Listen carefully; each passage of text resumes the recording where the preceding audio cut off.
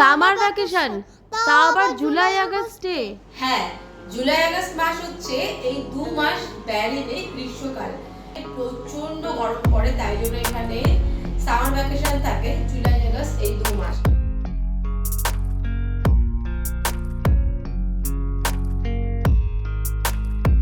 সিং থেকে তুলতে পারছি না, এত ভারী।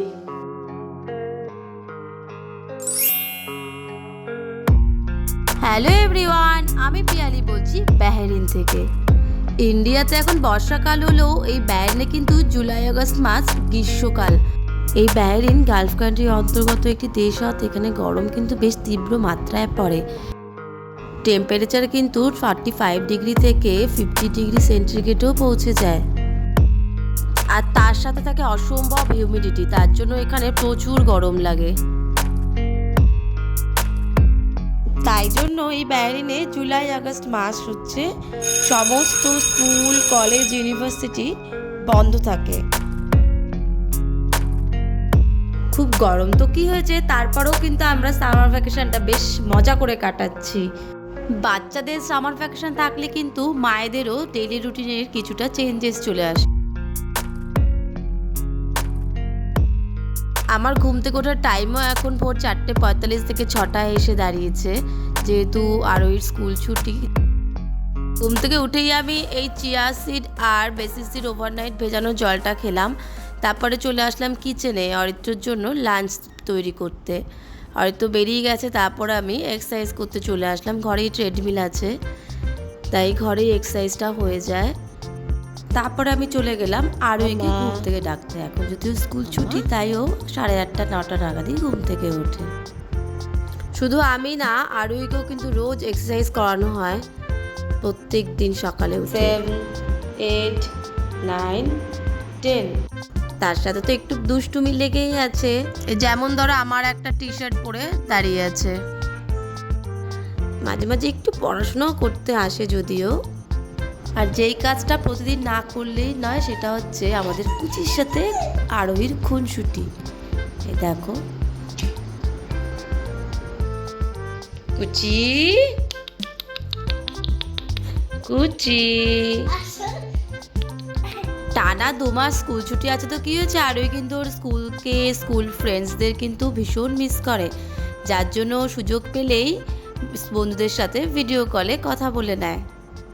তাতে কি হয়েছে, আমরা ঘরেই কিন্তু ভীষণ মজা করে দিন কাটাই।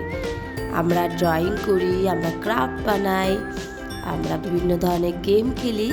এভাবেই কিন্তু দিনটা কেটে যায়।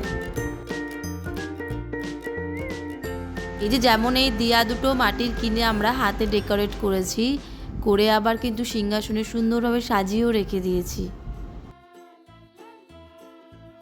লাঞ্চের পরে আমার মেয়ের শখ হয়েছে, মাম্মা মেহেন্দি পরিয়ে দাও। মেহেন্দিটা অনেকদিন আগেই কিনে রাখা হয়েছিল।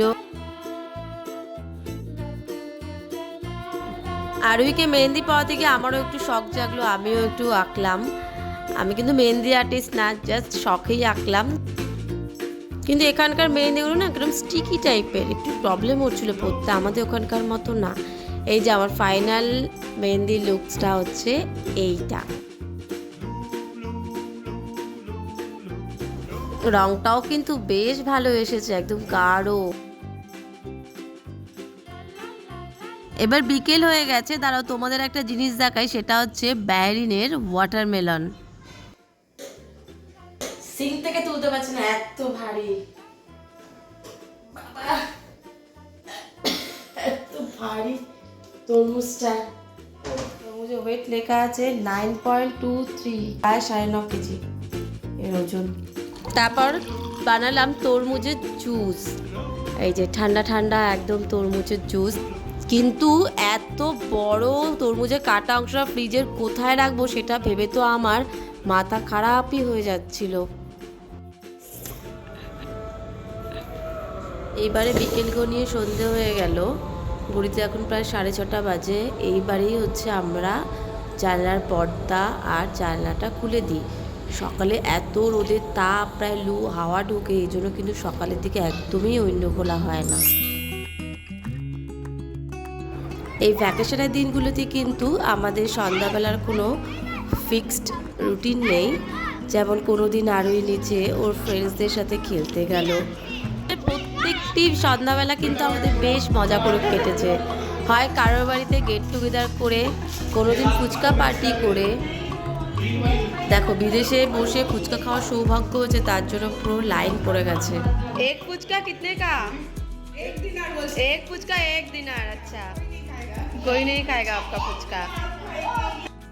আবার কোনো দিন বন্ধুদের সাথে ঘুরতে গিয়ে, আবার কোনো দিন সন্ধ্যাবেলায় বন্ধুদের সাথে পুল পার্টি করলাম। যেদিন কোথাও যাওয়ার থাকতো না সেদিনকে আরোহী চলতো পাপার সাথে খুনসুটি। আবার মাঝে মাঝে ইচ্ছে হলে শপিং করতেও বেরিয়ে পড়তাম।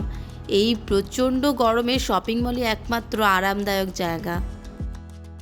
কখনো কখনো ছুটির দিনগুলো সন্ধ্যাবেলায় সি বিচেও চলে যেতাম।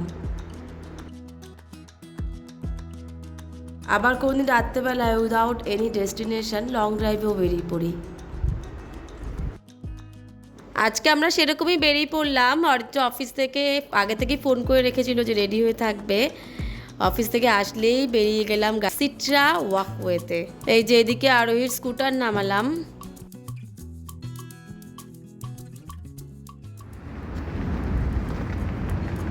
এটা হচ্ছে সিট্রা ওয়াকওয়ে, একদম সমুদ্রের ধারে একটা ওয়াকওয়ে। ঠিক সেখানে বাচ্চাদের জন্য একটা পার্কও আছে,